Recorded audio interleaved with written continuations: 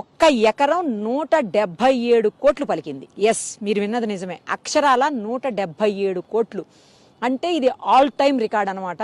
ఇంతవరకు ఇండియాలో ఎకరం ఇంత కాస్ట్ పోయింది ఎక్కడా కూడా లేదు. ఇంతకుముందు కోల్కతాలో ఉండేది. ఆ తర్వాత ఆ కోల్కతా రికార్డ్ ని లాస్ట్ ఇయర్ నియోపోలిస్ దగ్గర మనమే కోకాపేట ఏరియాలో హైదరాబాదే బ్రేక్ చేసింది. ఇప్పుడు మన రికార్డుని మళ్ళీ మనమే బ్రేక్ చేసుకున్నాం అనమాట. ఎకరం 177 కోట్లు. ఈ ఏరియాలో ఉన్నటువంటి సుమారుగా 7.67 ఎకరాల్లో ఉన్నటువంటి భూమిని వేలం వేస్తే దాదాపు 1357 కోట్లు 56 కోట్లు వచ్చాయి గవర్నమెంట్ కి. అలాగే పక్కనే ఇంకొక 11 ఎకరాల బిట్టు కూడా ఉంది, అది వచ్చేసి 140 కోట్లు ఎకరం పోయింది.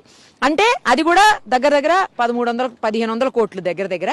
సో ఇది అది కలుపుకుంటే మొత్తంగా 3100 కోట్లు. అంటే గవర్నమెంట్ రిజిస్ట్రేషన్ వాల్యూ కూడా చూసుకుంటే మొత్తం కలిపి 3100 కోట్లకి